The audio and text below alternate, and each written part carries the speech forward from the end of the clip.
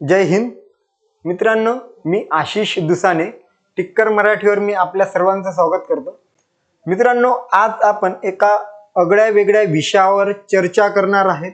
ठीक, प्रत्येक विषयातला कुठला न कुठला एक घटक असतो जो सर्वांना ज्याला आपण कठीण जातो असं म्हणतात किंवा कळत नाही. तर इतिहासात एक असा घटक आहे, सोपा आहे, ठीक आहे, परंतु तो अनेक विद्यार्थ्यांना व्यवस्थित समजत नाही. प्रश्न त्याच्यावर विचारले जातात, उत्तरही एखाद्या वेळेस आपलं बरोबर येतं आणि एखाद्या वेळेस बोललो मी, ठीक आहे, आणि अनेक वेळेस होतं काय, आपल्याला काही गोष्टी माहीत असतात परंतु उत्तर चुकतं. तर त्याचं जे मूळ कारण आहे तर ते म्हणजे आपला तेवढा अभ्यास नसतो किंवा एखादी गोष्ट आपल्याला क्लिअर झालेली नसते, ज्याला आपण म्हणतो की कॉन्सेप्ट क्लिअर नाही आहे. कुठल्याही विषयातला जोही काही घटक असेल तो आपल्याला कठीण वाटतो. त्याच्यातलं सर्वात मेन कारण म्हणजे आपली कॉन्सेप्ट क्लिअर नाही होत.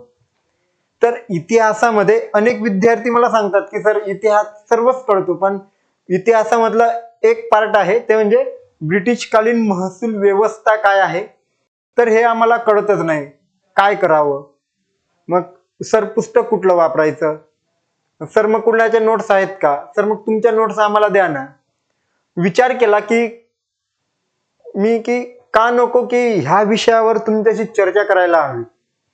मी चर्चा म्हटलो, ठीक आहे. त्यामुळे आजचं जे लेक्चर आहे ते चर्चात्मक असेल आणि विश्लेषणात्मक असेल, ठीक आहे. विश्लेषण जर आपण एखाद्या गोष्टीचं केलं ना मित्रांनो, तर बघा शेवटी आपल्याला निश्चितच त्याचं उत्तर मिळतं, ठीक आहे.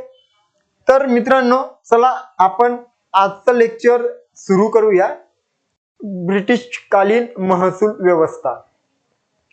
एवढं म्हटल्यानंतर तुमच्या डोळ्यासमोर काही गोष्टी आल्या असतील, ते म्हणजे ब्रिटिशकालीन महसूल व्यवस्थेत मग आपण काय वाचलंय, तर कायमधारा, महालवारी, रयतवारी, लिलाव पद्धत, बोली पद्धत, मौजेवारी. तर हे नाव लगेचच तुमच्या डोक्यात आले असतील, पण नेमकं लिलाव पद्धत काय, कायमधारा का, मग त्याला कायमधाराच का म्हणतात, मग रयतवारी का, मग त्याला रयतवारीच का म्हणतात, बरं मग यात फरक काय. तर बघा, ती व्यवस्था कोणी सुरू केली, कुठं सुरू केली, हे तेवढंच महत्वाचं आहे.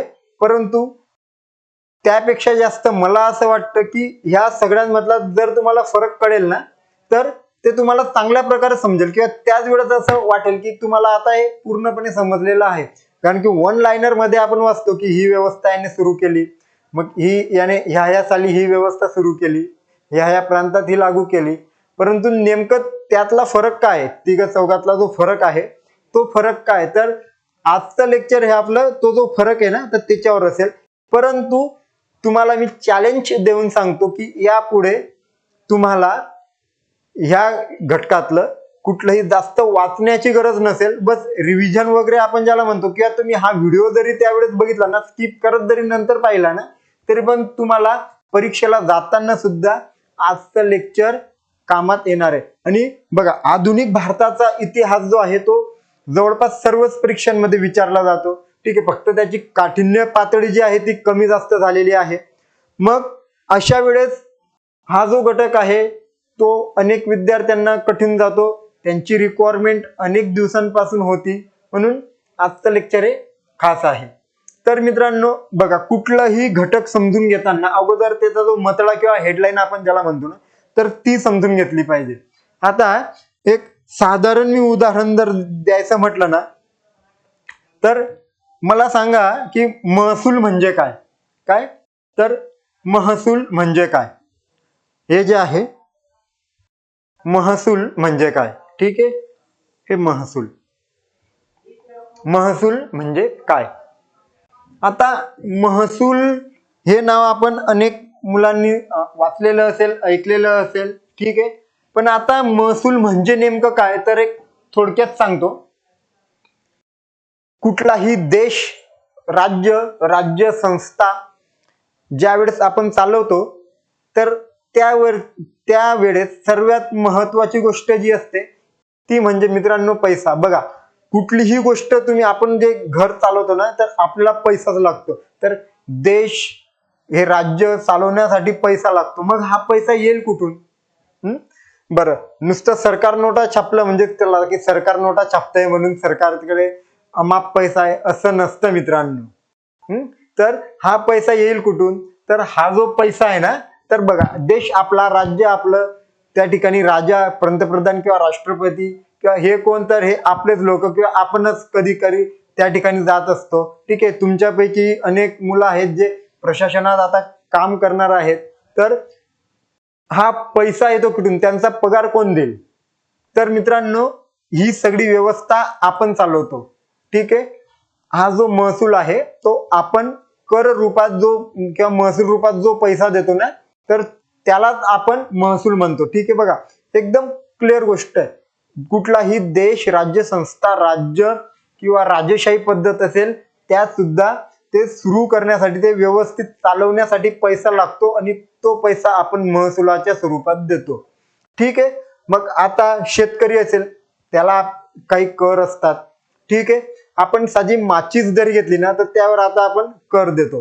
ठीक आहे, तर अशा लहान लहान गोष्टी असतात ज्याच्यातून सरकारला पैसा मिळत असतो. म्हणून जे आहे की ब्लॅक मनी जे आहे तर याच विषयात आहे, कारण की अनेक लोक काय करतात, आपली कमाई लपवतात आणि त्याच्यातून सरकारला जाणारा पैसा जो आहे तो कमी प्रमाणात जातो. आता सरकारला पैसा का लागतो? तर विकास कामं करतं सरकार. ठीक आहे, त्यानंतर ब्युरोक्रसी, ज्याला आपण नोकरशाही म्हणतो, एवढं मोठं प्रशासन आहे तर त्यात लोकांचा पगार कोण करेल? उद्या तुम्ही अधिकारी व्हाल. ठीक आहे, तर तुमचा पगार कोण करेल? तर ह्या महसुलातून हे सगळं होतं. त्यानंतर संरक्षण आहे. अनेक वेळेस आपण फार मोठे मोठे वेपन्स विकत घेतो. सैनिक आहेत तर त्यांना पैसा लागतो. या ठिकाणी शिक्षण, वैद्यकीय सुविधा, अशा अनेक गोष्टी आहेत. तर याच्यासाठी जो पैसा लागतो तो आपण महसूल याच्या मार्फत देत असतो. ठीक आहे, बघा आजचं लेक्चर कदाचित थोडं मोठं होईल. ठीक आहे, पण शेवटपर्यंत हे लेक्चर बघा. चॅलेंज देऊन सांगतो की ब्रिटिश कालीन महसूल व्यवस्था जी आहे ती यानंतर तुम्हाला कधी वाचण्याची गरज नसेल. ठीक आहे, एवढं क्लिअर मी तुम्हाला हा टॉपिक कव्हर करून देणार आहे. ठीक आहे, तर सुरू करूया मित्रा. हे महसूल नेमकं सुरू कसं झालं? तर बघा, इतिहासाचे 3 पार्ट पडतात. एकदम आपण सगळं याचा म्हणजे धागा आणि धागा आज क्लिअर करणार आहेत, लक्षात असू द्या. तर इतिहासाचे किती पार्ट पडतात? 3. प्राचीन, मध्ययुगीन, आधुनिक. ठीक आहे, आपण काय शिकणार आहोत? तर आता आधुनिक भारतामधला जे काही ब्रिटिश कालीन महसूल व्यवस्था होती तर ती शिकणार आहोत. ठीक आहे, निश्चितच. परंतु ते बघण्या अगोदर आपल्याला प्राचीन मधले फक्त थोडस आपण टच करणार आहोत. ठीक आहे, तर ही महसूल नेमकी केव्हापासून सुरू झालेली आहे? तर लक्षात असू द्या, हडप्पा संस्कृतीमध्ये उत्खनन झालं, त्याच्यातून काही लेख आपल्याला मिळाले, परंतु ते लेख आपण वाचू शकलेलो नाही. ती लिपी जी आहे ती अजून वाचू शकलेलो नाही. काय? वाचन अशक्य आहे. त्यामुळे तिथं कसली व्यवस्था होती हे आपल्याला अजूनही क्लिअर झालेलं नाही. परंतु वैदिक काळ जो आहे, आणि वैदिक काळाचे 2 जर पार्ट पाहिलं, एक येतो वैदिक काळ आणि दुसरं आहे उत्तर वैदिक. ठीक आहे, तर वैदिक काळात काय होतं? महसूल व्यवस्था काही दिसत नाहीये. ठीक आहे, परंतु उत्तर वैदिक काळामध्ये ही महसूल व्यवस्था दिसून येते. मग आता ती होती कशी? तर लक्षात बघा, लक्षात ठेवा, एकदम क्लिअर पॉइंट आहे हा. या ठिकाणी महसूल होता, पण तो कसा होता मित्रांनो? त्या ठिकाणी काही बंधन नव्हते की तुम्ही महसूल दिलाच पाहिजे वगैरे, तर असं काही नाही होतं. परंतु अनेक लोक आपल्या राजाला महसूल देत असत, त्याला बली म्हणायचे. काय? तर बलीच्या स्वरूपात द्यायचे ते. ठीक आहे, मग याला वेगवेगळे नाव होते, बली, भोग, भाग, अनेक नाव होते. तर हा जो बली होता तो राजाला द्यायचा आणि तो इच्छुक होता की ज्याला वाटेल तो राजाला दिला ऍज अ गिफ्ट. ठीक आहे, मग यानंतर काय झालं? हळूहळू हळूहळू काही साम्राज्य प्रस्थापित झाले. ठीक आहे, म्हणजे बघा, शेती होती, आपण एका ठिकाणी थांबलो शेतीचा शोध लागल्यामुळे. मग त्यानंतर काय झालं? कोणीतरी गावाचा प्रमुख झाला. मग त्यानंतर काय झालं? तर साम्राज्य निर्माण झाले. तर मग कोण आलं? तर राजे लोक आले आणि राजेशाही सुरू झाली. मग आता राजे आले म्हणजे काय आलं? तर संस्थान आले. म्हणजेच काय, थोडक्यात हे काय होतं तर सरकार. कोण होता, राजेशाही म्हणजे एक प्रकारचे सरकार होतं ना ते. ठीक आहे. आजही आपण बघतो की छत्रपती शिवाजी महाराजांचं स्वराज्य आपण ज्याला म्हणतो, सर्वात ग्रेट सरकार म्हणजे छत्रपती शिवाजी महाराज. ठीक आहे. तर सरकार, तर कुठलंही सरकार सुरू करण्यासाठी किंवा ते चालवण्यासाठी, व्यवस्थित चालण्यासाठी तर पैसा लागत होता. तर मग तो बली जो होता तो ऐच्छिक होता, त्यानंतर हा कंपल्सरी बनला. म्हणजे हा बली तुम्हाला द्यावाच लागणार आहे. ठीक आहे. मग बली म्हणजे काय, तो त्यावेळेस तर काही धान्य स्वरूपात जे असायचं तर ते, तर हे सरकारला द्यावं लागायचं. आणि मग सरकार काय करायचं, तर विकास कामं त्याच्यातून करायचं. मग त्याच्यातून सैन्य असेल त्याचा पगार जायचा.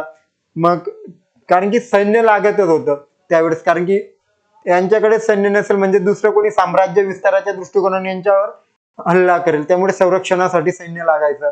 मग त्या ठिकाणी अनेक विकास कामही व्हायचे.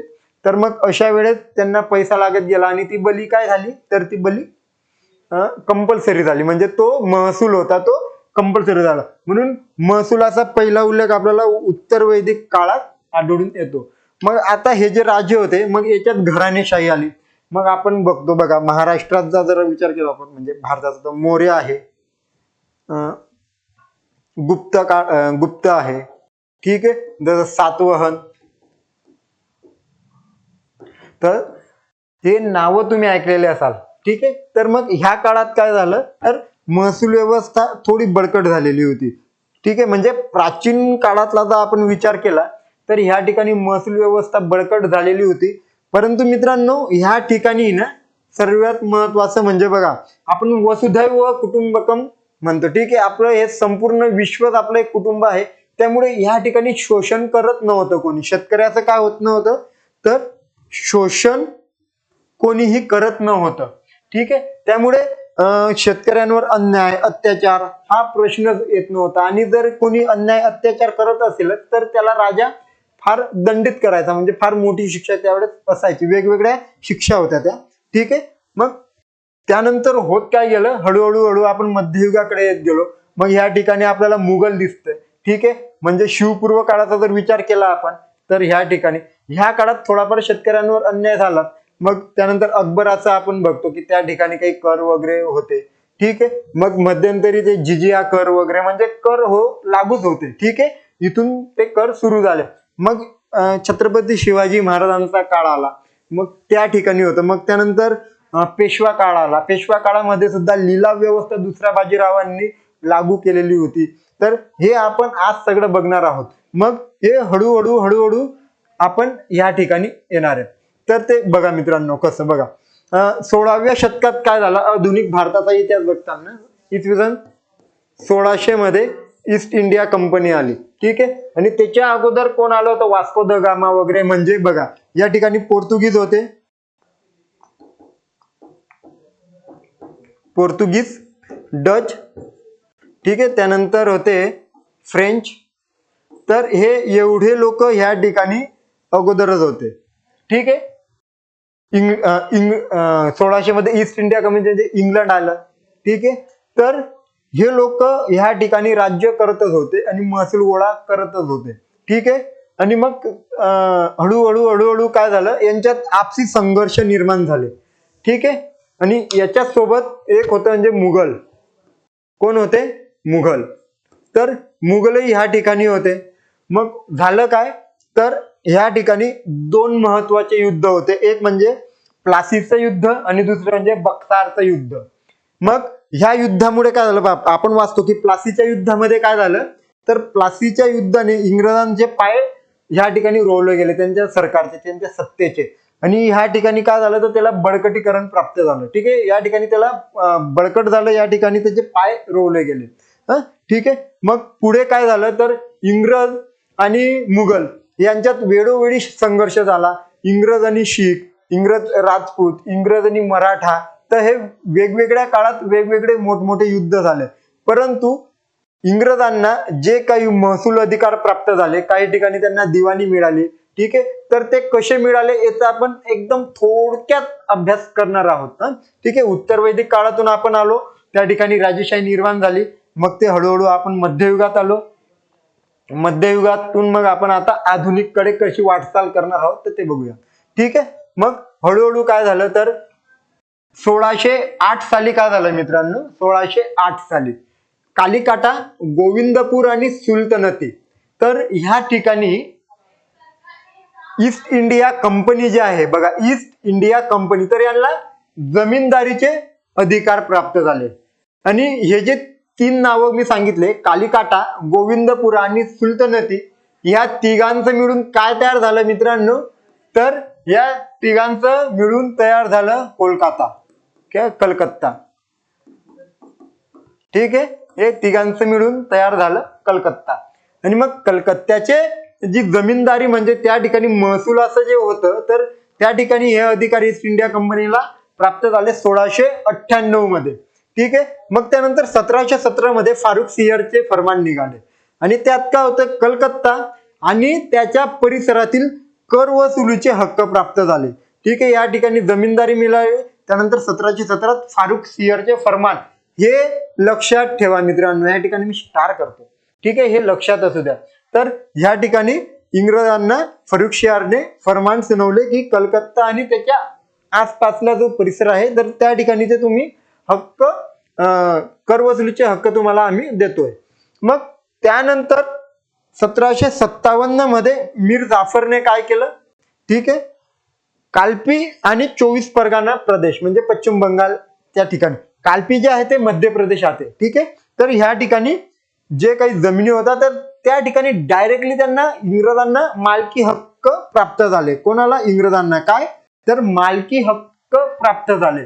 आणि मग त्यानंतर 1760 मध्ये मीर कासिमने काय केलं, तर बुर्दवान, मिदनापूर आणि चितगाव, तर ह्या ठिकाणची जमीनदारी परत या ठिकाणी बहाल केली. म्हणजे बघा, अगोदर कलकत्ता म्हणजे हळूहळू इंग्रज कसे त्यांचं साम्राज्याचा विस्तार करत होते, ते आले व्यापारी म्हणून, पण आता ते या ठिकाणी मालक बनत होते हळूहळू. ही मालक बनण्याची त्यांची आता प्रोसेस मित्रांनो मी ती सांगतोय. ठीक आहे, हळूहळू प्रत्येक साम्राज्यातून, प्रत्येक प्रदेशातून हळूहळू प्रदेश त्यांच्या साम्राज्यात ते किंवा त्यांच्या अधिपत्याखाली ते आणत गेले. आणि मग 1760 ला काय झालं, अलाहाबादला एक करार झाला मित्रांनो. बघा, 1765, किती, 1765 ला. आणि मग शाह आलमने एक फरमान काढलं की संपूर्ण बंगालची दिवाणी ईस्ट इंडिया कंपनीला देऊन दिली. ठीक आहे, कोणी, अलाहाबादचा तो करार होता आणि शाह आलमचं ते फरमान होतं.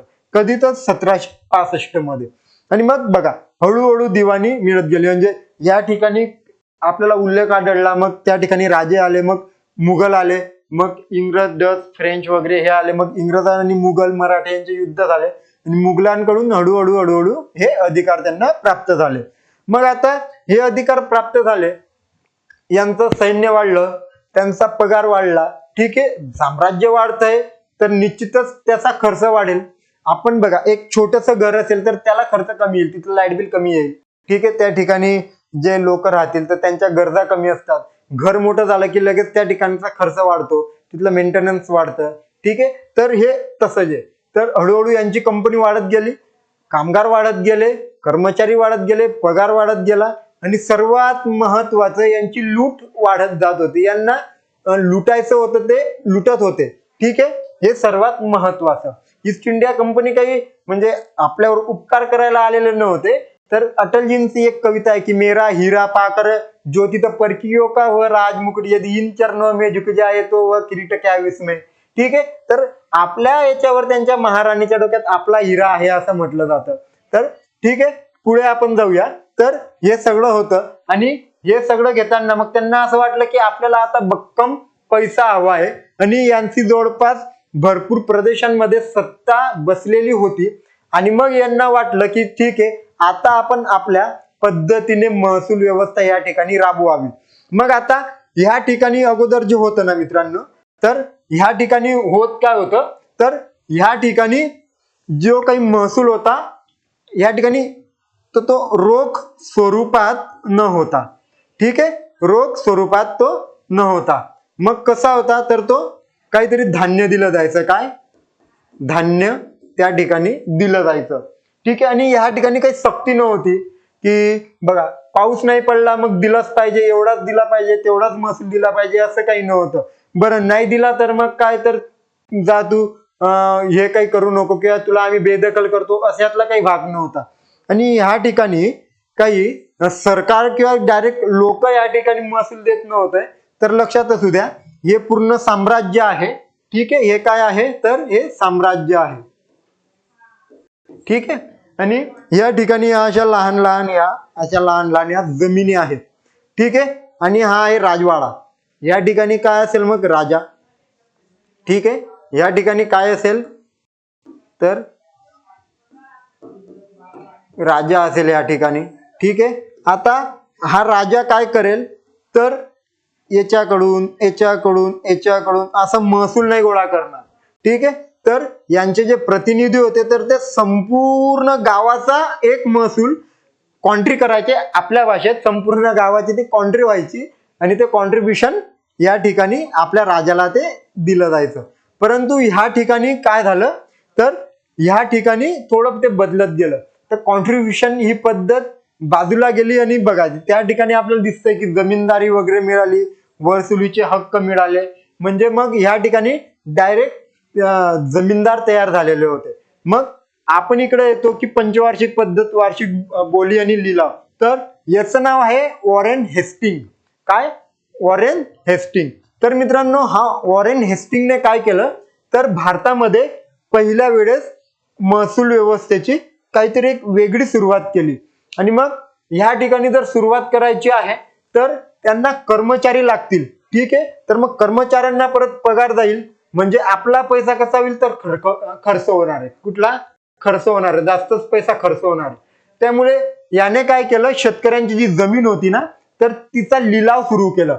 आणि या ठिकाणी लिलावात काय झालं, लिलाव म्हणजे काय आपल्याला सगळ्यांना माहिती आहे की जो जास्त बोली लावेल ती गोष्ट त्याची होते. ठीक आहे, आपण बघितलंय की 1, 2, 3 अशा त्या मोजतात. अनेक चित्रपटांमध्ये आपण बघतो, आपण मार्केटला लिलाव पद्धत बघतो, भाजी मार्केटला. तर तसाच या ठिकाणी जमिनीचा लिलाव होत होता. आणि ह्या लिलावात काय लिलाव कसला होता तर या ठिकाणी जमिनीचा लिलाव होता. तो कसला? जमिनीचा. ठीक आहे, तर हा जमिनीचा लिलाव ह्या ठिकाणी होत होता. मग आता ही लिलाव कोण लावायचं तर ह्या ठिकाणचे जे मोठे पुढारी श्रीमंत लोक होते, ज्याला आपण जमीनदार असं म्हणू. ठीक आहे, तर हे जमीनदार लोक या ठिकाणी बोली लावायचे. मग आता व्हायचं काय की हे संपूर्ण गाव आहे. ठीक आहे, त्यात हे असे जमिनीचे तुकडे आहेत असे. ठीक आहे, आणि परत हे छोटे छोटे शेत आहेत. मग याचा बोली कोणीतरी लावली, मग याचा जमीनदार आहे ए. ठीक आहे, आणि हे परत लहान लहान लहान लहान शेत आहेत. याचा जमीनदार आहे बी. मग आता हे परत लहान लहान शेत, याचा जमीनदार आहे सी. ठीक आहे मित्रांनो, तर हे असे जमीनदार होते आणि हे महसूल गोळा करत होते. आणि मग ह्या जमीनदारांनी लिलाव करून अगोदरच कंपनीला पैसे दिलेले असायचे आणि तेवढे पैसे ते यांच्याकडनं वसूल करायचे.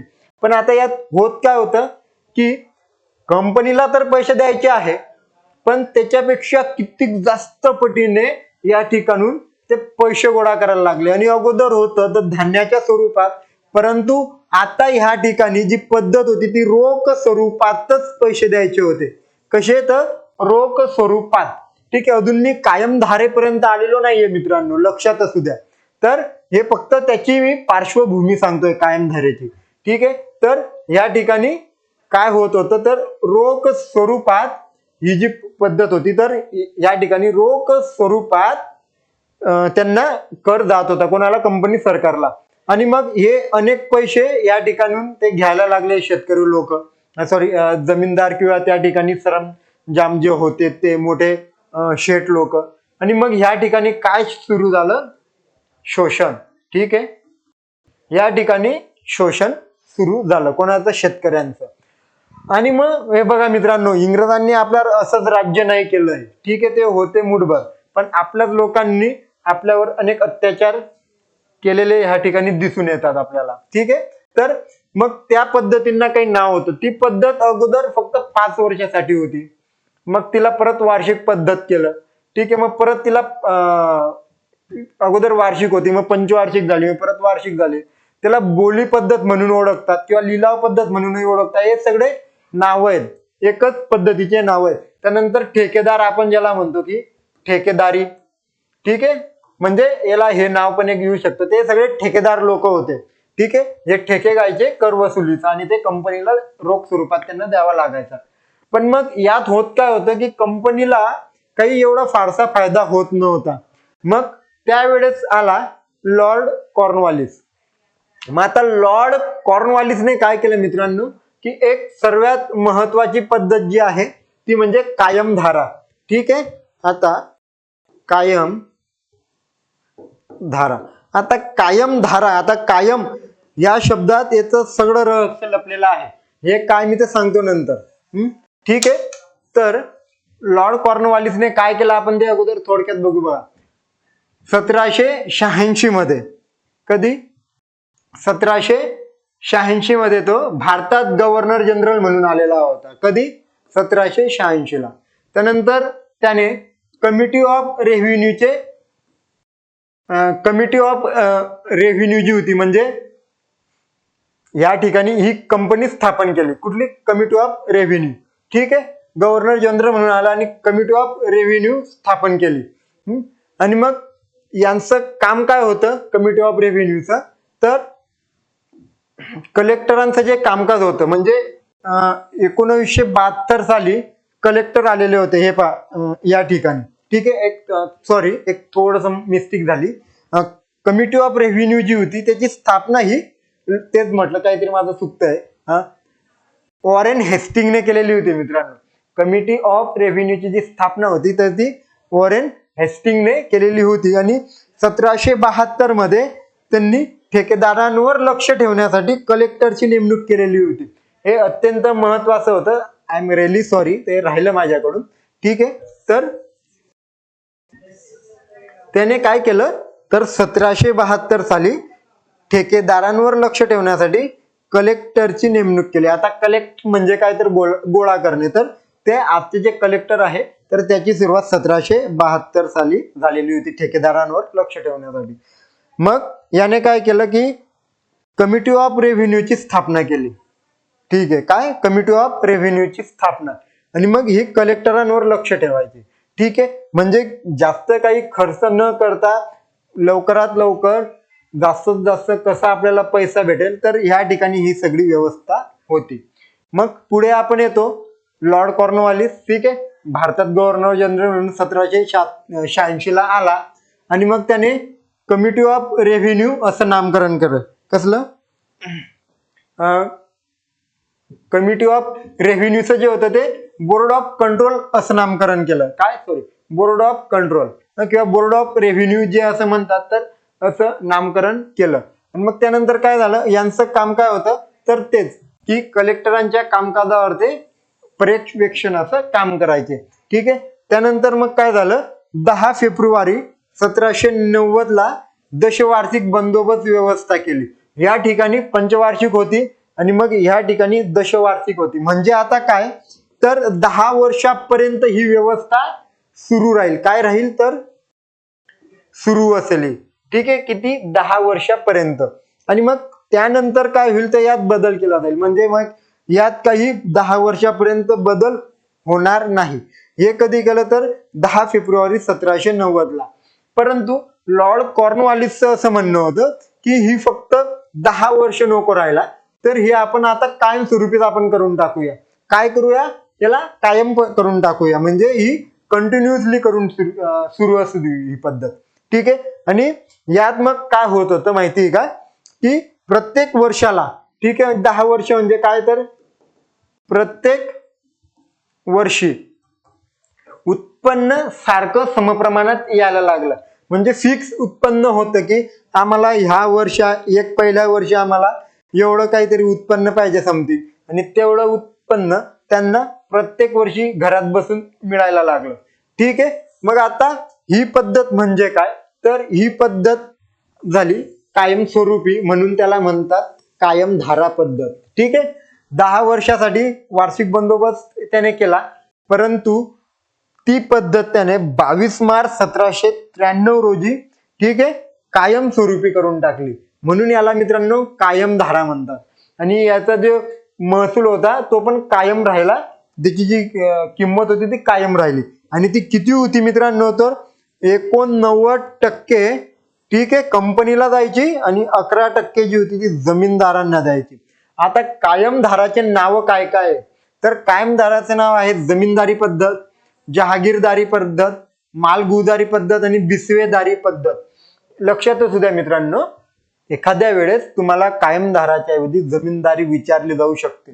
हे कमी पद्धतीत विचारलं जाईल किंवा कमी प्रमाणात विचारलं जाऊ शकतं, म्हणजे याची शक्यता कमी आहे, परंतु याची शक्यता जास्त आहे. तुम्हाला कायमधाराच्या ऐवजी जर जमीनदारी विचारलं तर कन्फ्यूज होऊ नका. ठीक आहे, ती कायमधारच असते जमीनदारी म्हणजे. पण आता ही पद्धत आणि अगोदरची जी बोली पद्धत होती, तर त्यात नेमका काय फरक आहे मित्रांनो? ही जी लिलाव पद्धत होती ना, ही अगोदर दुसरे बाजीराव जे होते आपले पेशवा, ठीक आहे, तर कितवे? दुसरे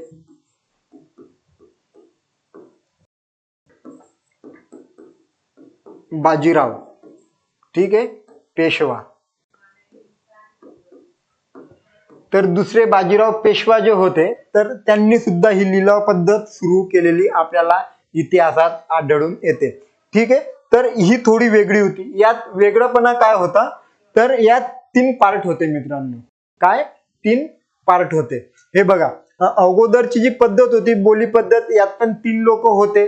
म्हणजे ह्या ठिकाणी काय, एक कंपनी आली, ठीक आहे, दुसरं कोण आलं, तर दुसरं जमीनदार किंवा ते जहांगीरदार आले आणि तिसरं शेतकरी आला. परंतु यात आणि त्यात एक छोटासा फरक आहे. त्या ठिकाणी काही गोष्टी फिक्स नव्हत्या आणि ह्या ठिकाणी अनेक गोष्टी फिक्स झालेल्या होत्या. मग आता त्या कुठल्या? तर हे बघा, या ठिकाणी मालकाचा काही संबंध नव्हता. ठीक आहे, तर ह्या ठिकाणी कास्यकार, ज्याला कसणारा म्हणतो आपण, तो शेती कसणारा, तर तो मालक होता, परंतु जे जमीनदार होते तर ते त्याच्यावर बळजबरीने कर घेत पण होते. पण ह्या ठिकाणी थोडासा फरक आहे, तो बघा, तो हळूहळू कळेल तुम्हाला. आणि बोली पद्धत तर तुम्हाला विचारली जाणार नाहीत, परंतु जर वन लायनर मध्ये विचारली गेलीत की बोली पद्धत खालीलपैकी कोणी सुरू केली, तर एवढं विचारलं जाईल. आणि बोलीच्या ऐवजी जास्तीत जास्त लिलाव हा शब्द असेल, बस. ठीक आहे, मग आता हे आपण बघूया यात आणि त्यात काय फरक आहे. हे मी ज्यावेळेस शिकवेल ना, तेवढ्याच आरामात एकदम सहज लक्षात येईल. तर ह्या ठिकाणी आहे शेतकरी, ठीक आहे, आणि ह्या ठिकाणी आहे जमीनदार, आणि ह्या ठिकाणी आहे कंपनी. ठीक आहे, किती गोल? 3 गोल आहेत. मग आता शेतकरी जमीन कसत होता, याला अधिकार मिळाला. कसला? तर जमीन कसण्याचा अधिकार मिळाला. याला काय म्हणतात? तर कास्त्यकार किंवा कसणारा. ठीक आहे, परंतु हा जमिनीचा मालक होता का? तर नाही, हा जमिनीचा मालक न होता. ठीक आहे, मालक, ठीक आहे, मालक न होता. ठीक आहे, पुढे आपण जाऊया. याला अधिकार होता कुठला ते आपण बघूया. तर हा जो जमीनदार होता, याला अधिकार होता जमीन विकण्याचा, भाड्याने देण्याचा. ठीक आहे, त्यानंतर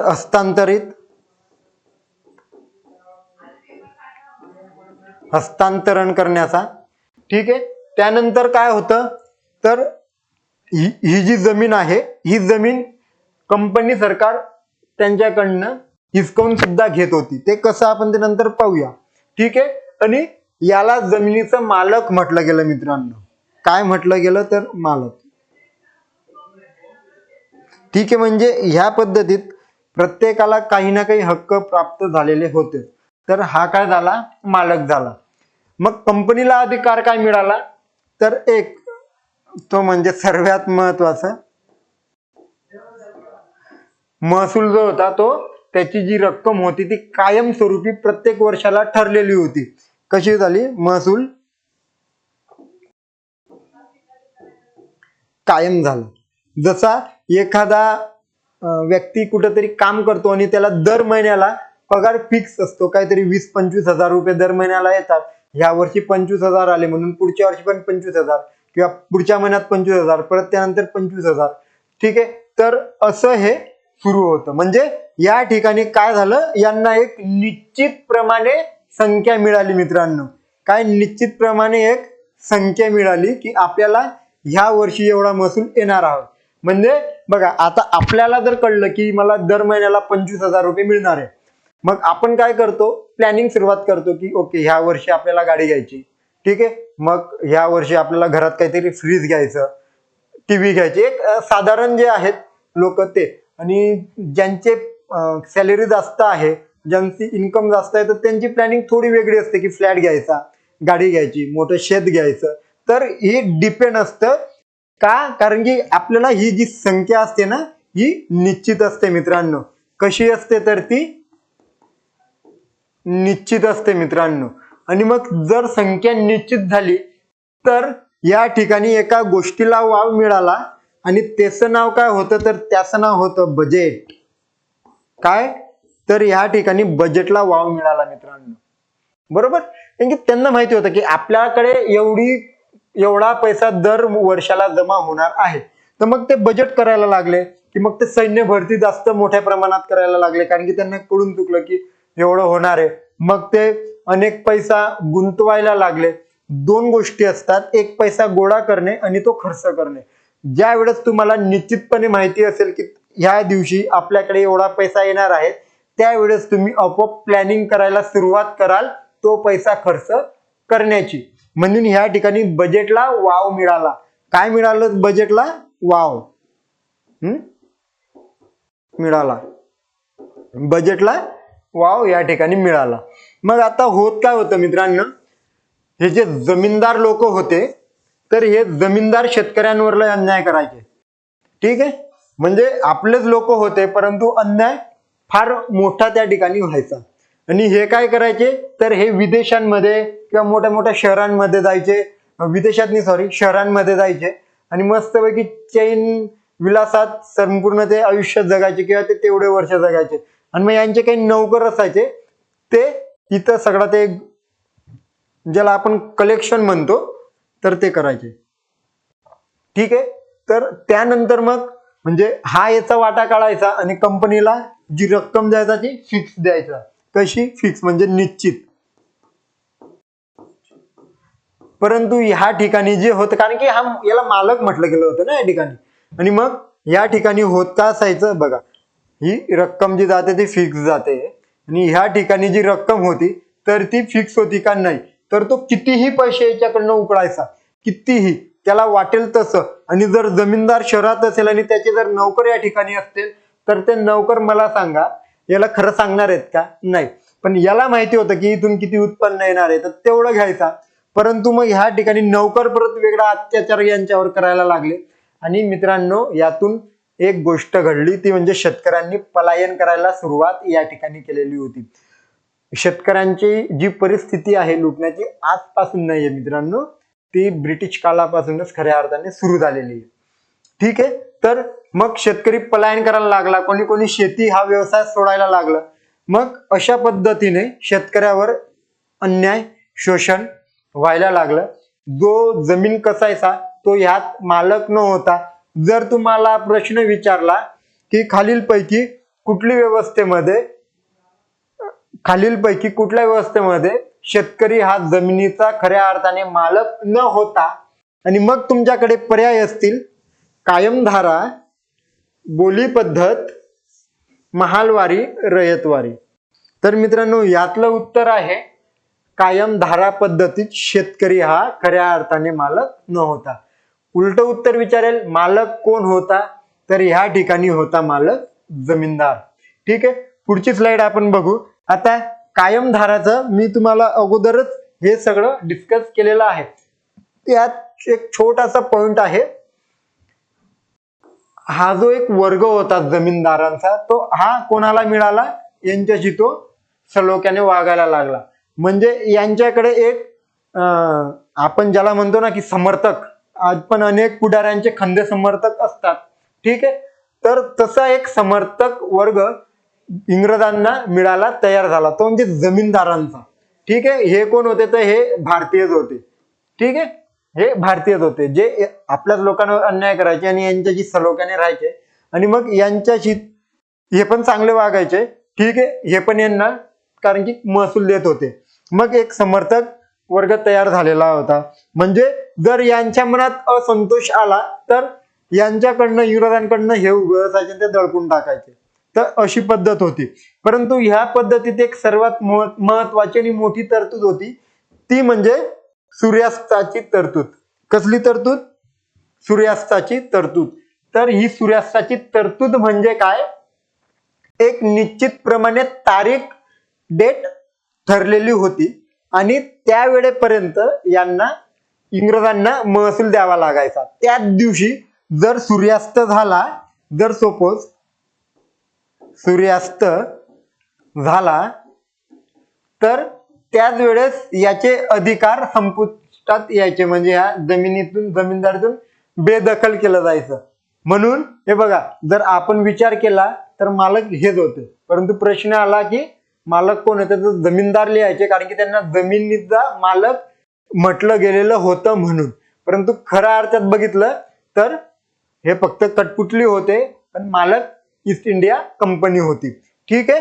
तर मित्रांनो, त्याला जबाबदार आपणच आहोत, म्हणजे हे लोक, की यांनी सगळं आपल्या लोकांवर अन्याय करून या ठिकाणी राज्य करायला त्यांना मदत केली. ठीक आहे. तर होत काय होतं मित्रांनो, सूर्यास्त झाला की याची जमीनदारी नष्ट होऊन जायची. ठीक आहे. आणि इकडची जर आपण पद्धत जर पाहिली तर या ठिकाणी कसण्याचा अधिकार होता, परंतु सारा जर याने वेळेत भरला नाही, दुष्काळ आला, ठीक आहे, दुष्काळ आला तरी पण याला काय केलेलं होतं, याला एक निश्चित रक्कम दिली जायची. किती? निश्चित रक्कम इकडून दिली जात होती. मग आता इकडनं ज्या वेळेस रक्कम येईल त्यावेळेस हा भरेल ना, हा खिशातून तर पैसे नाही टाकणार त्याच्या तिजोरीतून. ठीक आहे. तर हा काय करायचा, याच्यावर किती उपासमारीची वेळ आली ना तरी पण शेतकरी काहीतरी करून याला पैसे द्यायचा. जर नाहीच दिले पैसे तर याची तर जमीनदारी द्यायची सूर्यास्ताची तरतूद असल्यामुळे, त्यामुळे याला पण जमिनीतून बेदखल करण्याची सुरुवात झाली. आणि मग त्यात होत काय जायचं की ही जमीन वाचवण्यासाठी शेतकरी वर्ग एक उपाय त्याने काढला की अनेक जे काही सावकार होते तर त्याच्याकडनं हे कर्ज काढायला लागले आणि हे ह्या ठिकाणी मित्रांनो कर्जबाजारी झाले. म्हणजे कर्ज काढायचं आणि हे जमीनदारांना द्यायचं. ठीक आहे. मग जमीनदार इकडे पैसे देतील आणि मग ते कर्ज फेडण्यासाठी मग परत उत्पन्न कारण की त्यावेळेस काही ठिबक सिंचन नव्हतं, ठीक आहे, काही तुषार सिंचन नव्हतं. बरं, दुष्काळ आला तर सगळंच गेलं. आणि असं नाही की त्यावेळेस दुष्काळ नव्हते, आजच्या दुष्काळपेक्षा मित्रांनो त्यावेळेस फार मोठे मोठे दुष्काळ झालेले होते. तर अनेक नुकसान झालं, अनेक लोकांनी शेती सोडून पलायन केलं आणि मग हे कर्जबाजारी झाले. ठीक आहे. पुढचं जर आपण पाहिलं, हे कर्जबाजारी झाले, यांच्यात असंतोष निर्माण होत गेला, यांच्यावर तर अत्याचार होत गेले, परंतु तो असंतोष हे जमीनदार जे होते ते दडपून टाकायचे. ठीक आहे. ही झाली कायमधारा पद्धत. आता ते आपण थोडक्यात बघूया. बघा, कुठलीही पद्धत सुरू करताना हे 4-5 पॉइंट ठरवून घ्यायचे. एक, कोणी सुरू केली, कधी सुरू केली, कुठं सुरू झाली, तिचे स्वरूप काय होते आणि त्याचा मालक कोण होता.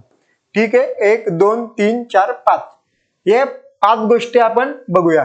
बरं, कोणी सुरू केली तर त्याचं उत्तर काय आहे, तर त्याचं उत्तर आहे लॉर्ड कॉर्नवॉलिस. ठीक आहे. कधी सुरू केली तर दशवार्षिक पद्धत जी होती तिला 22 मार्च 1792 रोजी कायमस्वरूपी केली. कशी? कायम तीच लागू केली. कायमसाठी तीच पद्धत पुढे लागू केली. ठीक आहे. ठीक आहे. तर कायमसाठी ती पद्धत लागू केली म्हणून 22 मार्च या दिवशी ती निश्चित झाली. मग आता त्यानंतर मित्रांनो होतं काय, कुठं सुरू केली तर बंगालचा प्रांत. आता बंगालचा प्रांत म्हणजे काय, फक्त आजचा जो बंगाल बघतो मित्रांनो तो नाही. तर मी सांगतो बघा, बंगाल म्हणजे काय, बंगालमध्ये बंगाल यायचं जे आहे ते, त्यानंतर बिहार, त्यानंतर आहे ओरिसा. ठीक आहे. त्यानंतर काय आहे तर ओरिसा. आणि मग हे सोडून काही वाराणसीचा थोडासा प्रदेश होता, कर्नाटकातला थोडासा प्रदेश होता आणि मद्रासचा काही भाग होता. ठीक आहे. तर असंच नव्हे बंगालमध्ये सुरू झाली तर ह्या साईडला सुरू होती, परंतु हे या ठिकाणी राज्यसेवेचे जे विद्यार्थी आहेत तर हे त्यांना कामात येईल. ठीक आहे. तर हे कुठे सुरू झाली प्रामुख्याने तर बंगाल प्रांतात सुरू झाली कायमधारा पद्धत. आणि याचे स्वरूप कसं होतं तर निश्चित होतं आणि दरवर्षी याचं उत्पन्न काय होतं तर फिक्स होतं. कसं होतं याचं उत्पन्न मित्रांनो फिक्स होतं. ठीक आहे.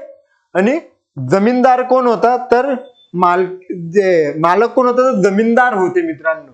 त्यांना काय म्हटलं गेलं तर मध्यस्थी म्हटलं गेलं. बघा या ठिकाणी मध्यस्थी कोण येतो हे जमीनदार.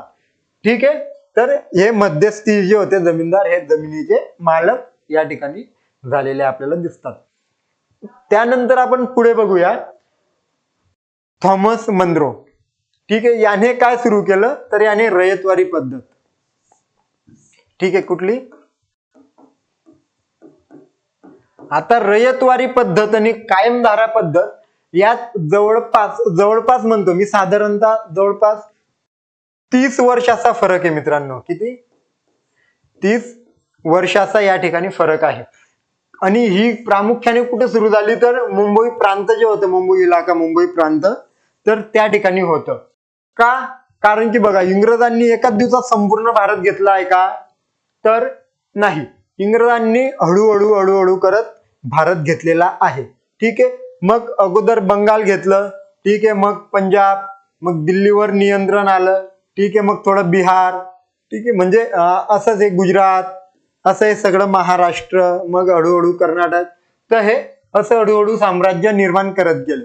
मग या ठिकाणी जे होतं 1818 पर्यंत राज्य कोणाचं होतं महाराष्ट्रात तर मराठ्यांचं राज्य होतं. कोणाचं मराठी. ठीक आहे का मराठा. तर मराठांचं राज्य होतं. आणि 1818 काय झालं तर या ठिकाणी साम्राज्य आलं ईस्ट इंडिया कंपनी. आता यांचं साम्राज्य या ठिकाणी आलं. ठीक आहे. मग आता ह्या ठिकाणी साम्राज्य आलं म्हणजे इथलं सगळी व्यवस्था कोण बघेल तर कंपनी बघेल. मग व्यवस्था बघण्यासाठी काय लागेल तर मित्रांनो ह्या ठिकाणी लागेल पैसा. ह्या कशाच्या स्वरूपात येईल तर महसुलाच्या स्वरूपात येईल. काय महसूल. ठीक आहे. महसूल गोळा करायला सुरुवात झाली. पण मित्रांनो या ठिकाणी एक छोटासा गोष्ट आहे तर छत्रपती शिवाजी महाराज. ठीक आहे. ते आता बघा महाराजांचा उल्लेख या ठिकाणी मी का करतोय ते बघा.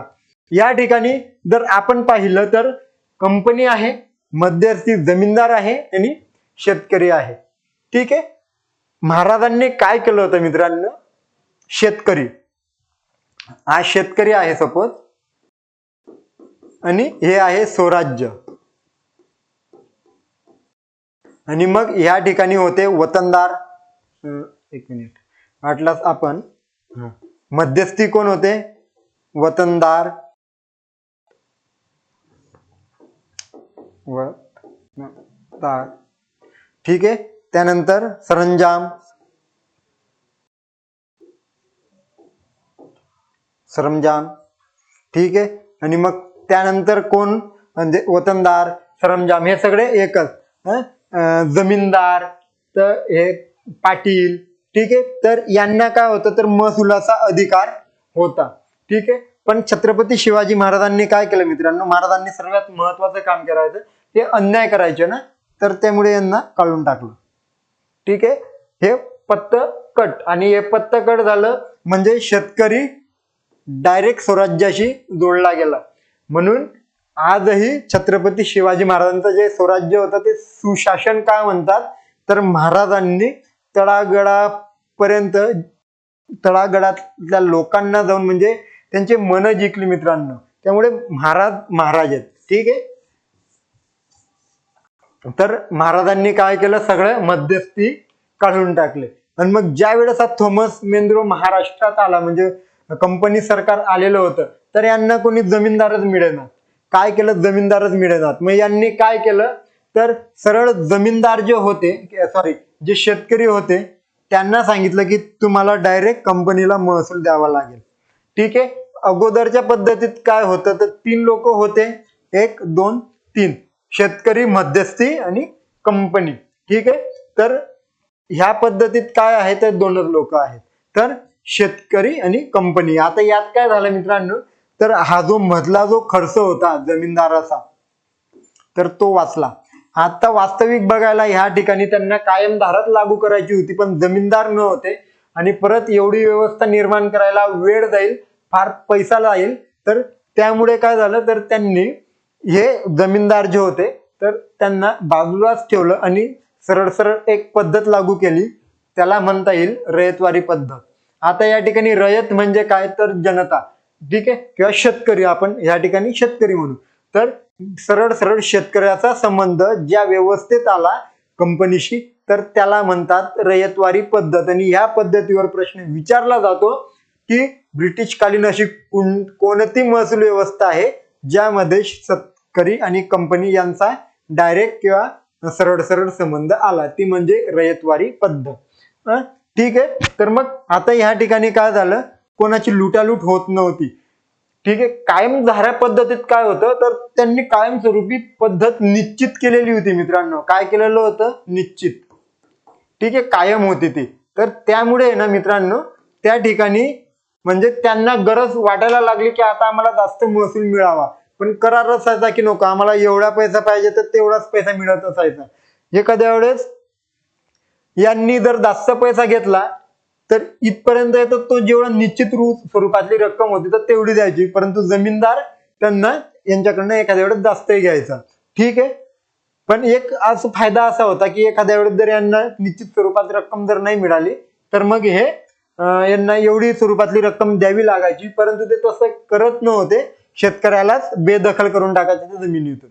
ठीक आहे. तर यात काय झालं मित्रांनो, तर शेतकऱ्याकडनं डायरेक्ट या ठिकाणी पैसा यायला लागला. ठीक आहे. तर याचे म्हणजे बघा काही गोष्टी, काही पॉइंट आहेत ते मी वाचून दाखवतो. एक, नोंदणीकृत जमीनधारक जमिनीचा मालक घोषित झाला. आणि ह्या ठिकाणी प्रश्न विचारला जातो की कोणत्या पद्धतीमध्ये शेतकरी जमिनीचा मालक झाला, आणि त्याचं उत्तर आहे रयतवारी पद्धत. हा प्रश्न अनेक वेळेस विचारला गेलेला आहे. ब्रिटिशकालीन कोणत्या महसूल व्यवस्थेमध्ये शेतकरी जमिनीचे मालक बनले, आणि त्याचं उत्तर आहे रयतवारी पद्धत. ठीक आहे. मग दुसरा पॉइंट आहे, शेतकरी प्रत्यक्ष शेतसारा भरत असेल. म्हणजे या पद्धतीत काय झालं, या पद्धतीत जमीनदार जो होता तो जबाबदार होता. म्हणजे जर शेतकऱ्याने जर सारा नाही दिला तर याला जबाबदार काय, जमीनदार. हे म्हणायचे की आम्ही तुम्हाला त्यासाठी नियुक्त केलंय, मग तुम्ही जबाबदार आहेत. त्यांनी पैसे दिले नसेल दिले तर तुम्ही आम्हाला पैसे द्यायचे आहेत, ते आम्हाला काही बाकीचं सांगू नका बाबांनो, पण आम्हाला पैसे द्या. यात मात्र काय झालं, स्वतः शेतकरीच जबाबदार होता. मग कंपनी काय म्हणायची, नाही बाबा आम्हाला उत्पन्न हवंय, आम्हाला जे हवं ते हवंय. ठीक आहे. आणि मग होत काय जायचं की कंपनी डायरेक्ट शेतकऱ्यांकडनं मुबलक प्रमाणात सारा वसूल करायला लागली. ठीक आहे, मुबलक प्रमाणात. आणि दुसरं काय होतं, शेतकऱ्यांना मालकी हक्क जर मिळाला, परंतु एक महत्वाचा त्यांना अधिकार मिळाला, आणि तो म्हणजे शेतकरी तर मालक बनले, परंतु हे जमीन आता विकू शकत होते, भाड्याने देऊ शकत होते, गहाण ठेवू शकत होते, किंवा हस्तांतरितही करू शकत होते. ठीक आहे. तर हा महत्वाचा अधिकार मिळाला. त्यानंतर ही जी पद्धत होती तर ही फक्त 20-30 वर्षांसाठी होती. ठीक आहे. म्हणजे 20-30 वर्षांसाठी, म्हणजे 20-30 वर्षांनी महसुलाच्या याच्यात बदल होत होता. कायम धारेत मात्र तसा बदल नव्हता, तर ते कायमस्वरूपी होतं. ठीक आहे. आणि व्यवस्था मान्य नसेल तर मात्र शेतकऱ्याला बेदखल यातही केलं जायचं. शेतकऱ्याला यातही बेदखल केलं जायचं. जर दुष्काळ पडला, काही संकट आले आणि शेतकरी जर या ठिकाणी उत्पन्न देऊ शकला नाही, सारा देऊ शकला नाही, शेत सारा किंवा महसूल, तर हा काय व्हायचा, तर बेदखल. ठीक आहे. काय व्हायचा, तर बेदखल ह्या ठिकाणी शेतकरी होत होता. आणि मग होत काय असायचं की शेतकरी शेती वाचवण्यासाठी कर्ज घ्यायचं, आणि शेतकरी या व्यवस्थेमध्ये सुद्धा कर्जबाजारी झालेला आहे. ठीक आहे. या व्यवस्थेने सर्वात महत्वाचं काम केलं ते म्हणजे मध्यस्थांचं उच्चाटन केलं, म्हणजे जमीनदारांचं. मग प्रश्न विचारला जाईल की कुठल्या व्यवस्थेमध्ये शेतकऱ्यांचं उच्चाटन झालं, मध्यस्थांचं उच्चाटन झालं, तर ते म्हणजे रयतवारी पद्धत. पण ही मुद्दामून मी सांगत नव्हतो तुम्हाला, कारण की तुम्ही पुढे कन्फ्युज व्हाल. परंतु हे आता लक्षात असू द्या, पुढे मी ते क्लिअर करणार आहे. ह्या पद्धतीत परत तेच कोणी सुरू केली तर थॉमस मेंद्रोने सुरू केली आणि त्याला जनक असं म्हटलं जातं. कधी सुरू केली तर जवळपास 1820 मध्ये ही पद्धत सुरू झाली. कुठं? मुंबई प्रांतात प्रामुख्याने सुरू झाली. त्यानंतर मद्रास आणि आसाम मध्ये सुरू झालेली दिसते. याचं स्वरूप कसं होतं तर यात बदल करण्यात वाव होता, म्हणजे निश्चित नव्हतं. परंतु या ठिकाणी सुद्धा रोख स्वरूपातच कर द्यायचा होता. फक्त वैदिक किंवा इंग्रजांच्या पूर्व काळातच किंवा छत्रपती शिवाजी महाराजांच्या काळामध्ये सुद्धा असं नव्हतं की तुम्ही पैसे दिले पाहिजे. त्या ठिकाणी धान्य त्या स्वरूपात दिलं जायचं कर. ठीक आहे. आणि त्यावेळेस शेतीवर म्हणजे असायचं की एखादी जमिनीमधून जर कमी उत्पन्न निघत असेल तर त्या ठिकाणी त्यांना कमी त्या ठिकाणी कर द्यावा लागायचा. जर एखाद्या शेतीतून उत्पन्नच निघत नाही, अगदी कमी निघते आणि जमीन मात्र बघा, माझ्याकडे 1 हेक्टर जमीन आहे, माझ्या भावाकडे सुद्धा 1 हेक्टर जमीन आहे. माझी जमीन चांगली आहे, त्याची जमीन खराब आहे. माझ्या जमिनीतून जर 100 पोती जर 4 ते 5 पोती जर धान्य निघालं तर ठीक आहे, आणि त्याच्या शेतीतून जर 2-1 पोती जर धान्य निघालं आणि जर महसूल असेल 2 पोती, तर त्याने तर ते सगळं देऊन दिलं तर त्याच्याकडे काय उरेल? तर असं नसायचं. तर त्याच्या जमिनीतून जर सरासरी 2 पोती धान्य निघतंय वर्षाला, माझ्या जमिनीतून 5 पोती धान्य निघतंय, तर मला त्यातली 1 पोती द्यावी लागेल आणि त्याला 2 पोतींमधला एका पोतीतून एक छोटासा भाग कर स्वरूपात द्यावा लागेल. म्हणजे अन्याय होत नव्हता मित्रांनो. पण यात तसं नव्हतं. माझं 1 हेक्टर शेत, त्याचं 1 हेक्टर शेत, मला 5 पोती द्यायची आहे तर त्याला पण 5 पोती द्यायची आहेत. माझ्याकडे 10 पोती निघाले तर मी 5 पोती स्वतःसाठी ठेवले, त्याकडे 2 पोती ठेवले, 2च पोती जर निघाले तर तो 3 पोती कुठून तरी उसनवार ते घ्यायचा आणि ते द्यायचा. म्हणजे कर स्वरूपात, पैशा स्वरूपात, रोख स्वरूपात ते द्यावं लागायचं. ठीक आहे. नंतर परिस्थिती अशी होती मित्रांनो की शेतकऱ्यांवर आहे ना स्वतःला बाजारातून धान्य विकत घेण्याची गरज वाटायला लागली. म्हणजे कंपनी काय करायची, त्यांच्याकडनं स्वस्तात धान्य घ्यायची.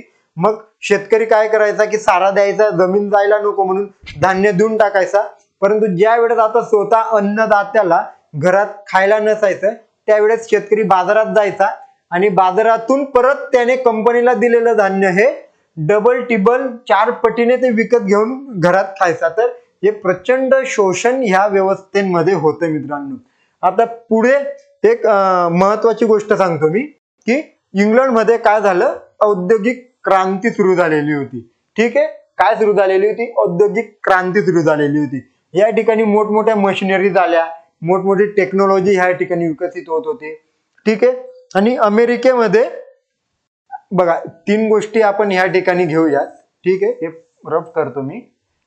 एक आहे इंग्लंड,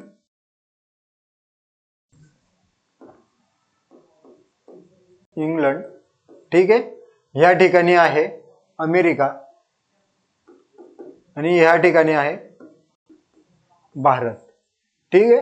आता भारत, अमेरिका आणि इंग्लंड. तर आता ह्या ठिकाणी काय झालं तर कापूस जो होता तो कुठून यायचा तर अमेरिकेतून यायचा.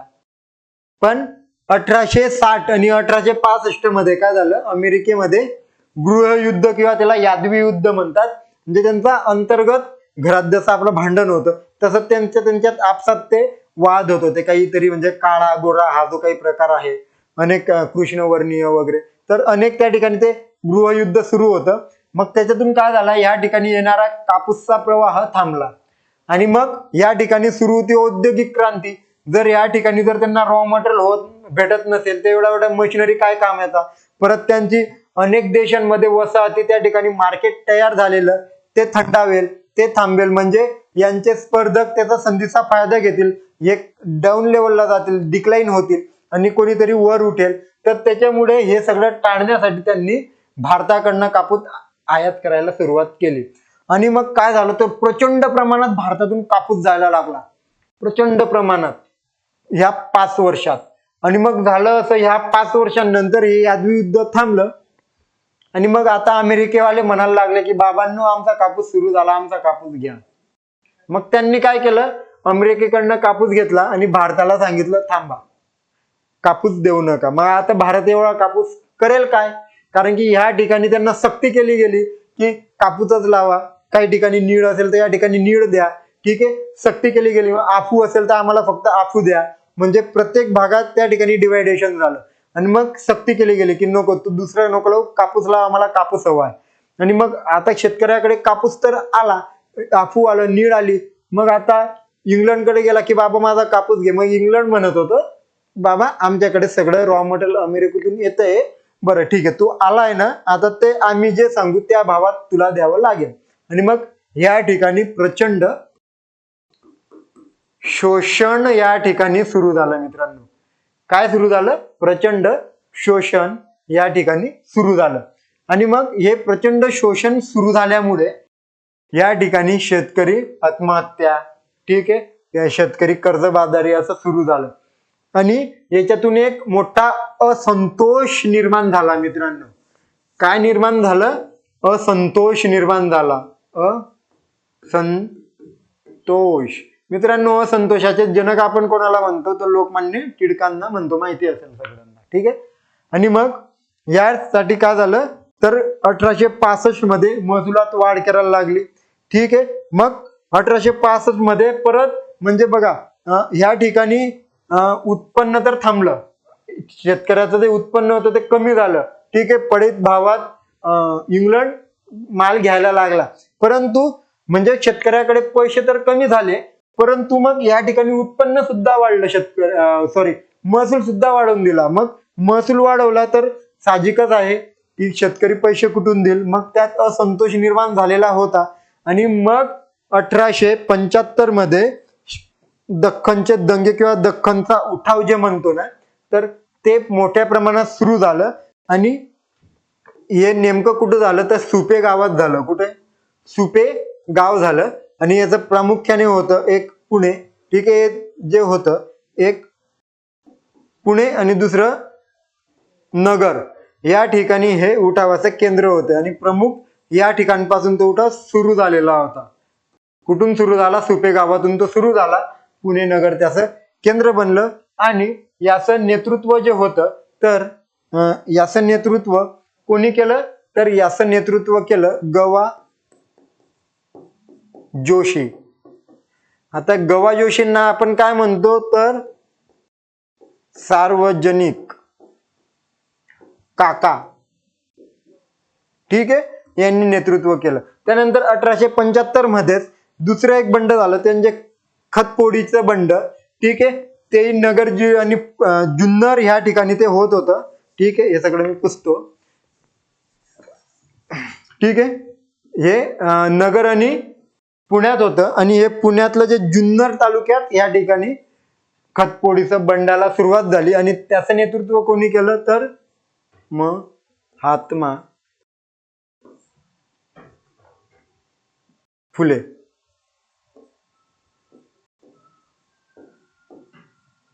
ठीक आहे. महात्मा फुलेंनी कसलं नेतृत्व केलं तर खतपोडीच्या बंडाचं. आणि गवा जोशींनी कोणाचं नेतृत्व केलं तर दख्खनचे दंगे किंवा दख्खनचा उठाव. 1875 सुरुवात सुपे गावातून, केंद्र पुणे नगर, ठीक आहे. खतपोडीचे बंड नेतृत्व महात्मा फुले. कधी? 1875. कुठून? जुन्नर म्हणून ते सुरू झालं. आणि नगर आणि पुणे हे त्याचं केंद्र होतं, ठीक आहे. मग त्यानंतर सुरू होते महालवारी पद्धत. आता महालवारी पद्धत म्हणजे काय बघा, कायमस्वरूपी म्हणजे फिक्स होतं म्हणून त्याला कायमस्वरूपी म्हटलं गेलं. रयतवारी म्हणजे शेतकरी रयत म्हणून त्याला रयतवारी म्हटलं गेलं. मग आता महालवारी याचं नाव महालवारी किंवा महाल का पडलं तर मित्रांनो बघा, हे जे संपूर्ण जे गाव आहे, ठीक आहे, या ठिकाणी बघा ग्रामपंचायत किंवा ग्रामसभा आपल्याला दिसते. तर मित्रांनो तेच महाल म्हणजे काय तर संपूर्ण गाव किंवा छोटे छोटे जे गाव असतात, छोटे गावांचा समूह, ठीक आहे. तर ह्या समूहाला महाल असं म्हटलं गेलं. म्हणून या पद्धतीला कायमधारा पद्धत म्हटली गेली. आता तुम्हाला कळलं असेल मित्रांनो की या ठिकाणी एक करार केला जायचा. आणि हा करार काही मध्यस्थीर जमीनदार यांच्याशी नसून हा करार असायचा तो डायरेक्ट संपूर्ण गावाशी म्हणजे महालशी, महाल, ठीक, याला आपण म्हणू गाव. आणि मग काय व्हायचं की या ठिकाणी जे उत्पन्न होतं तर ते कोण द्यायचं, तर हे संपूर्ण गाव काय करायचं, हे मुखिया होत असायचे गावातलं असं कोणीतरी, आणि यांना म्हटलं गेलं लंबरदार. आणि ह्या लंबरदाराचं काम असायचं की संपूर्ण गावातून महसूल एकत्र करायचा, कॉन्ट्रीब्युशन, आणि मग ते कंपनीला आणून द्यायचं, ईस्ट इंडिया कंपनी, ठीक आहे. मग या ठिकाणी जो जबाबदार होता तो कोण झाला, तर हा लंबरदार, ज्याला आपण म्हटलं लंबरदार, ठीक आहे, हे या ठिकाणी जबाबदार ठरायला लागले, ठीक आहे. ही महालवारी पद्धत. आणि आता महालवारी पद्धत कुठे सुरू झाली आणि तिचे वैशिष्ट्य काय बघा. कोणी सुरू केली, तर मार्टिन बर्ट यांनी सुरू केली, याने सुरू केली. कुठं, युपी मध्ये केली, ठीक आहे. आणि याला युपी मधला म्हणजे उत्तर प्रदेशातला भूमिकर व्यवस्थेचा प्रवर्तक किंवा जनक कोण, तर मार्टिन बर्ट हा आहे, ठीक आहे. कधी सुरू केली, तर 1830 मध्ये सुरू केली, ठीक आहे. युपी मध्ये कुठं, तर अवध, आग्राचा प्रदेश आणि थोडाफार जो पंजाबचा प्रदेश होता त्यामध्ये सुद्धा महालवारी पद्धत लागू होती. स्वरूप कसं, तर समूह पद्धतीने किंवा भाडे तत्वावर जमीन दिली जायची. आणि मालक कोण असायचं, तर या ठिकाणी जो मालक असा, तर हे शेतकरीच या ठिकाणी मालक असायचे, परंतु अधिकार जो होता तो एकंदरीत कंपनीकडेच होता. तर मित्रांनो, ही झाली आपली महालवारी, रयतवारी, कायमधारा ही पद्धत. आता आपण सर्वात अगोदर एक पद्धत पाहिली होती, ती म्हणजे कुठली, बोली पद्धत. आता या बोली पद्धतीत तुम्हाला काही विचारलं जाणार नाही, परंतु दुसरे बाजीराव पेशवे यांनी कोणती पद्धत सुरू केली, तर लिलाव पद्धत. लक्षात असू द्या, कारण की आपल्याला जर कायमधारा शिकून घ्यायची होती, तर त्यासाठी ती कशी सुरू झाली, तर ती इथून सुरू झाली. अगोदर पंचवार्षिक, वार्षिक, ठीक आहे, हे नाव त्याचे. मग पंचवार्षिकची व्यवस्था झाली, दशवार्षिक, ठीक आहे. अगोदर पंचवार्षिक, मग वार्षिक, मग परत दशवार्षिक, आणि दशवार्षिकला कायमस्वरूपी केलं म्हणून ती कायमधारा पद्धत. तर मित्रांनो, ही असं आपलं सर्व या ठिकाणी हे सगळे व्हिडिओ, हे सगळं आपण हा व्हिडिओ आपण पाहिला. याच्यातून तुम्हाला काही वाटत असेल की काही शंका असेल, तर ती मला निश्चितच कमेंट करा, जेणेकरून मी तुम्हाला परत यावर काही विश्लेषण देऊ शकतो. आजचा व्हिडिओ जो होता तो थोडा वेगळा होता, ठीक आहे. असेच नवनवीन व्हिडिओज मी आता तुमच्या समोर आणणार आहे लवकरच. इतिहास, जिओग्राफी, ठीक आहे, राज्यशास्त्र, हे जे काही आहे त्याच्यातून जे गोष्टी तुम्हाला अत्यंत अवघड वाटतात, तर त्यांचे व्हिडिओज लवकरात लवकर टिक्कर मराठी परिवार घेऊन येणार आहेत. त्यामुळे मित्रांनो, टिक्कर मराठीला लाईक करा, सबस्क्राईब करा, टेलिग्राम चॅनल आहे ते जॉईन करा. धन्यवाद.